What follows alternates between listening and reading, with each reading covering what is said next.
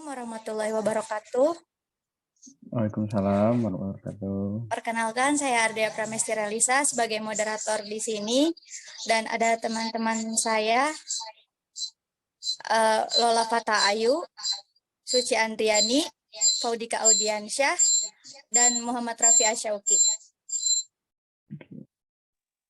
Untuk apa-apa, maaf, kan aku udah kenal, boleh apa-apa perkenalkan diri apa-apa ke teman-teman aku. Terima kasih ya sebelumnya. Boleh. Halo, selamat siang semuanya. Perkenalkan, saya Noval. Mungkin sudah dihubungi ya oleh Dea. Diminta untuk jadi mungkin kita sharing ya dari Teratai Catering Cirebon.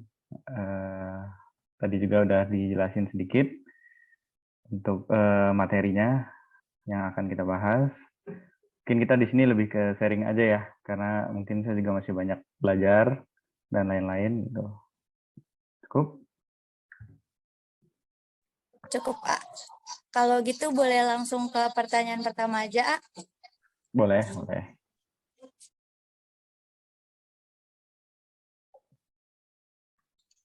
Sebelumnya perkenalkan ya, A. Ini Lola Fata. Iya. Pertanyaan pertama yaitu mungkin latar belakang atau profil usaha yang sedang AA jalani itu apa sih? Oke. Untuk usaha yang sedang dijalankan itu usaha kita di bidang F&B ya, food and beverage. Itu berupa catering. Untuk cateringnya sendiri itu kita fokus untuk pelayanan wedding atau pernikahan. Tapi kita juga menerima pesanan-pesanan yang berupa nasi box atau nasi dus ya, juga snack box atau snack dus, juga beberapa acara seperti hitanan, terus juga acara kantoran, juga itu kita bisa. Itu untuk bidang usahanya kita di F&B.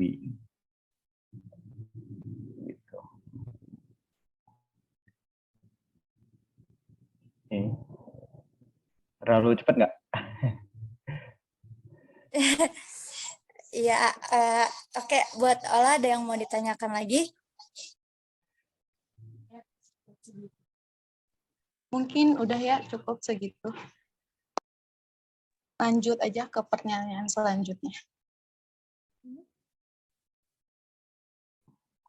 Pertanyaan kedua. Halo, Assalamualaikum. Waalaikumsalam. Struktur organisasi di Teratai Catering sendiri bagaimana? Untuk struktur organisasi ya? Sendiri nempatin jabatan apa di Teratai? Oke, untuk di Teratai itu sebenarnya kita ini perusahaan yang berbasis family base ya. Di family base itu perusahaan keluarga, tapi di sini kita juga menerapkan sedikit standar yang diterapkan oleh Dinas Ketenagakerjaan ya, Depnaker. Itu kita dimulai dari direktur utama, lalu ada di bawahnya itu ada bagian keuangan, operasional, sumber daya manusia, dan juga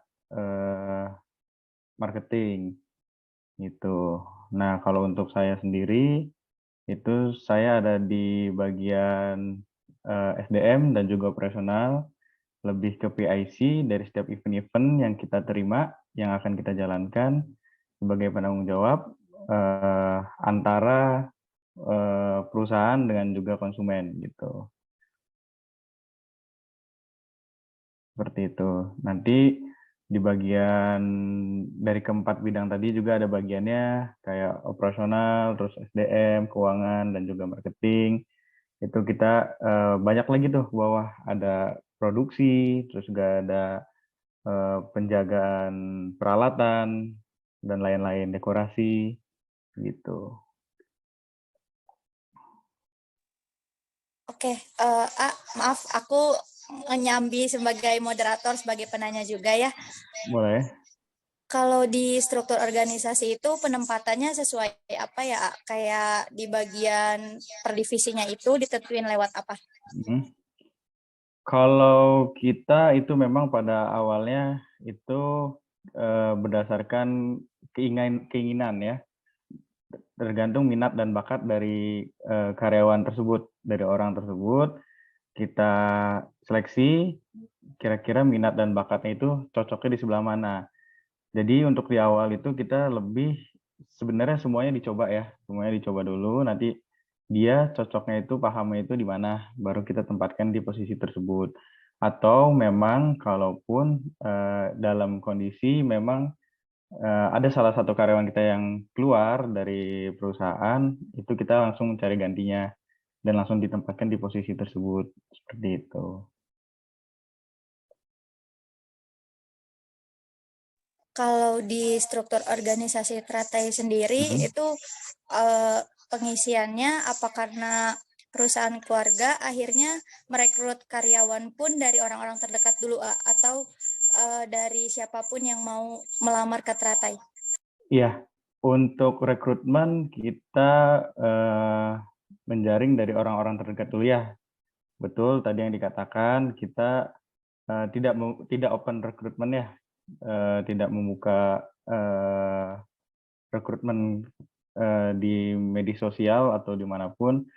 Lebih ke kita mencari orang-orang terdekat dulu nih, karena sudah menjadi budaya perusahaan kita seperti itu. Kita mencari dari orang terdekat. Kenapa? Mungkin memang kalau seperti itu balik lagi ya, ada kelebihan juga ada kekurangannya gitu. Cuman memang untuk situasi selama ini di kami berdasarkan pengalaman memang yang seperti itu yang paling cocok diterapkan di perusahaan kami, seperti itu.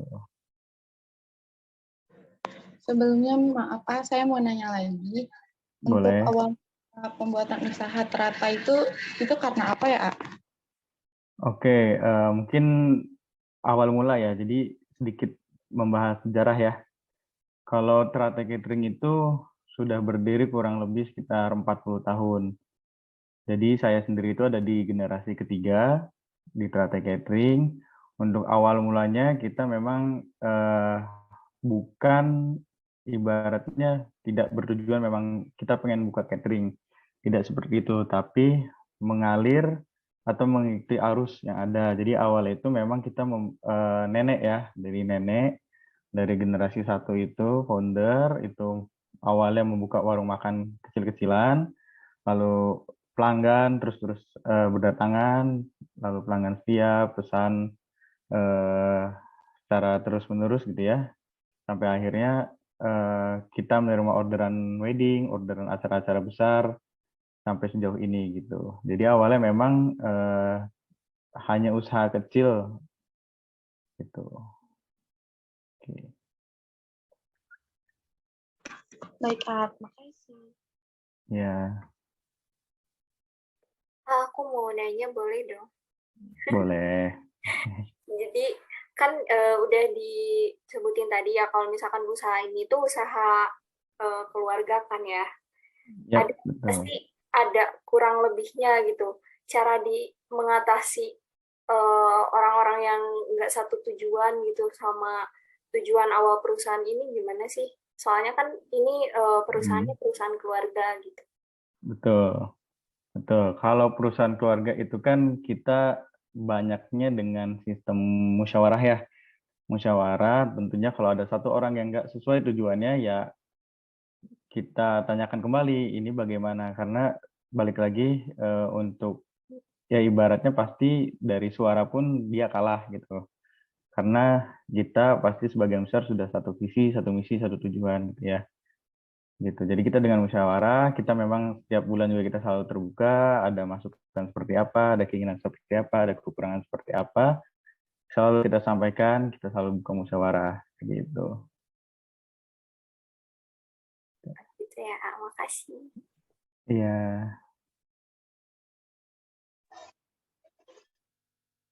Kalau izin bertanya. Boleh. Pertanyaan selanjutnya, ini selain strategi digital marketing, untuk strategi yang dilakukan secara offline itu apa ya, A? Strategi apa nih? Marketing juga atau strategi apa nih? Gimana, A? Strateginya di marketing juga maksudnya, untuk pemasarannya juga? Ya, A. boleh. Selain digital marketing ya tadi ya? Ya. Oke, kalau untuk strategi, sebenarnya strategi trading sendiri itu memang dari awal ya, kalau kita tadi sedikit dengar ceritanya, itu memang lebih dari mulut ke mulut. Ya, kita memang dari awal kan hanya sekedar warung kecil, yang artinya kita tidak benar-benar mengeluarkan marketing yang begitu besar gitu ya.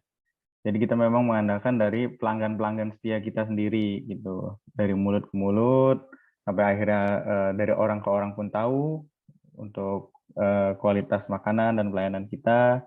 Akhirnya mereka pun datang sendiri ke kami gitu. Jadi memang strategi seperti itu yang akan kita jaga, dalam artian mungkin tidak akan punah ya selagi kita bisa menjaga kualitas gitu. Begitu. Ya, terima kasih, A. Ya. Untuk media promosi dari Teratai Catering sendiri, kalau di media sosial itu ada apa aja ya? Oke, kalau untuk di digital marketingnya sebenarnya kami juga tidak terlalu fokus ke sana. Kita tidak terlalu tidak nge-push juga ke sana. Kita kalau misalkan Instagram ada Instagram, cuman memang kita tidak meng-hire orang khusus digital marketing gitu. Kenapa? Ya tadi balik lagi karena kita fokus ke kualitas kita gitu ya. Kita nggak mau orang itu datang ke kita itu karena promo dan lain-lain gitu loh. Mungkin banyak pengusaha atau pedagang lain yang menginginkan konsumen itu datang dengan promo-promo yang kita berikan. Tetapi kembali lagi dengan tujuan dari perusahaan kita juga, kita nggak mau kalau konsumen itu datang hanya karena promo atau hanya karena iming-iming yang kita berikan kepada mereka gitu. Jadi untuk digital marketing memang kita hanya ibaratnya mengikuti zaman aja gitu, tapi kita tidak mengeluarkan cost yang begitu besar untuk digital marketing gitu.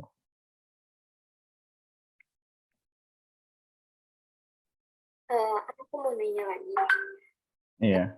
Untuk apa ya, bisa dibilang kisaran umur untuk para pengurus di Teratai Catering ini, apakah disegmentasi antara anak muda atau misalkan orang tua gitu? Soalnya kan perkembangan zaman sekarang itu lebih ke banyak internet ya, lebih banyak internet, lebih mengandalkan digital marketing, promosi di media sosial gitu.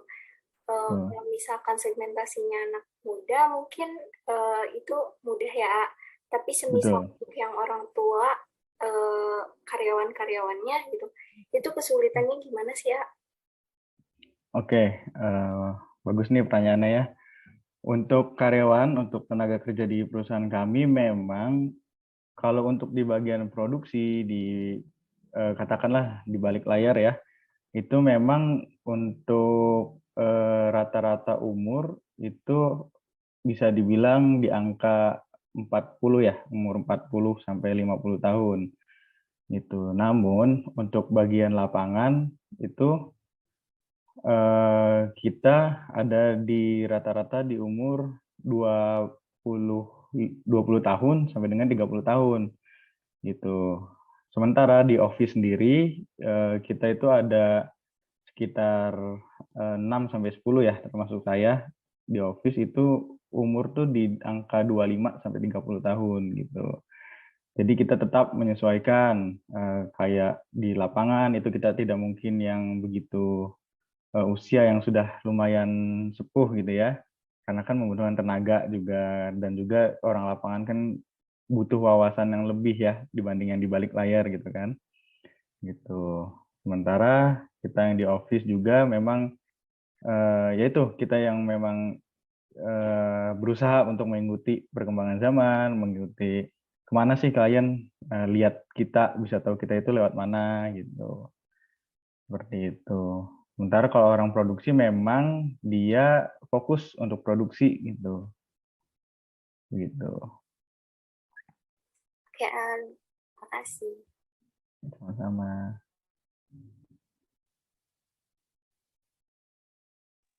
Untuk teman-teman ada yang ingin ditanyakan lagi? Mungkin kalau aku cukup. Aku cukup kayaknya, Dek. Ini kalian jurusan apa ya, BTW? Administrasi bisnis, A. Administrasi bisnis ya? Oke.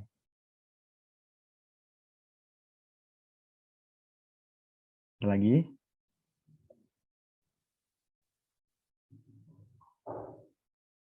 Audika Oh iya, barangkali.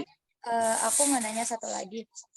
Kalau untuk struktur organisasi itu di Teratai, apa ada perubahan yang terjadwal atau enggak ya?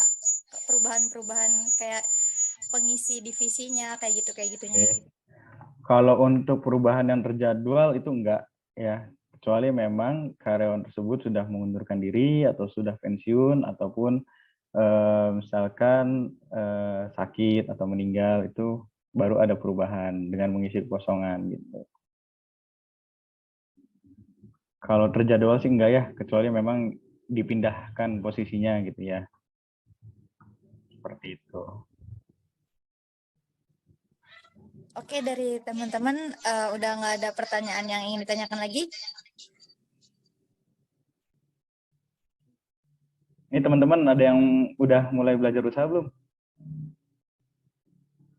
Gimana? Teman-teman udah ada yang mulai belajar usaha belum? Udah Udah, usaha apa? Jualan apa? makanan. Oh, makanan Masih juga. belajar. Enggak apa-apa Ya. belajar. Enggak apa-apa, paling buat teman-teman sharing aja ya ini mah ya. Untuk teman-teman yang kita sama-sama belajar untuk berusaha itu utamakan kualitas ya.